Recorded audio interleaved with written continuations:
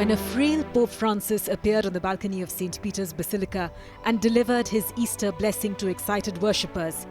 Little did we know that it would be the last time we would see the pontiff alive.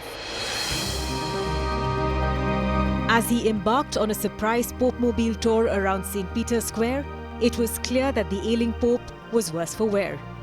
He was in hospital for 5 weeks, battling a severe bout of pneumonia in both his lungs. Even before the prolonged hospital stay, Pope Francis's health had been deteriorating for a while.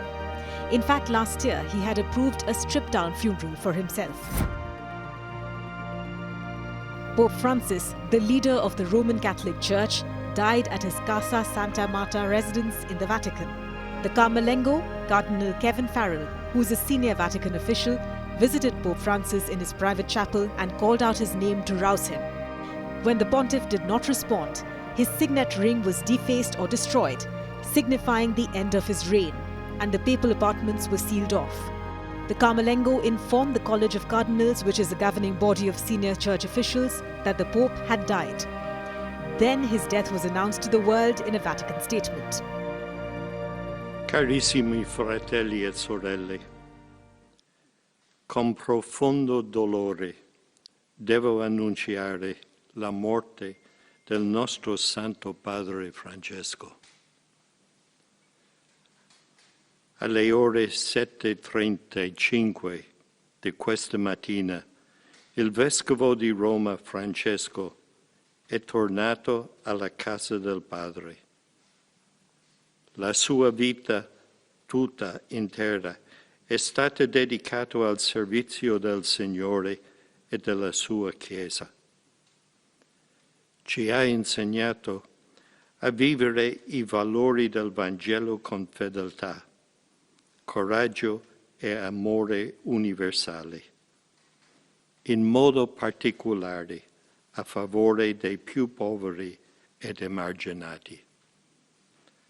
Con immensa gratitudine per il suo esempio di vero discepolo del Signore Gesù, raccomandiamo l'anima del Papa Francesco all'infinito amore misericordioso di Dio uno e trino. Grazie.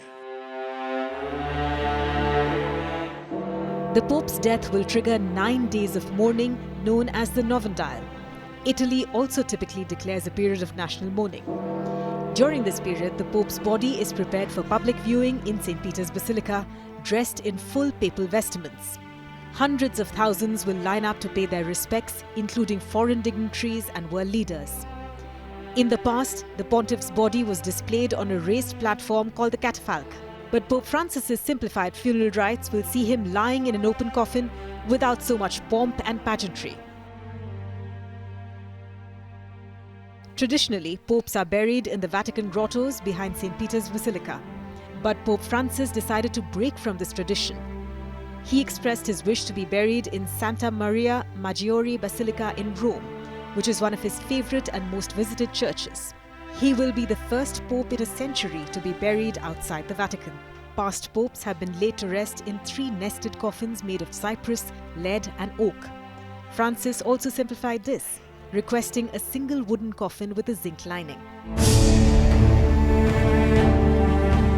2 to 3 weeks after the funeral, the College of Cardinals will gather in the Sistine Chapel to elect a new pope in what is known as a conclave. Only cardinals under the age of 80 are eligible to vote. The electors cast their votes in secret, placing their ballots into a chalice atop the altar. A candidate must secure a 2/3 majority to be declared the new pope. If no clear winner emerges, multiple rounds of voting takes place. Once the votes are counted, they are burnt in a secret stove within the Sistine Chapel. Chemicals mixed with the ballots produce black smoke if no pope has been chosen and white smoke when a new pontiff is elected. The world waits in eager anticipation as the signal rises from the Vatican chimney. Then the chosen cardinal is asked if he accepts the position. If he does, he selects a papal name, usually honoring a saint or a previous pope. He is then dressed in the traditional white cassock and steps onto the balcony of St. Peter's Basilica to greet the crowd.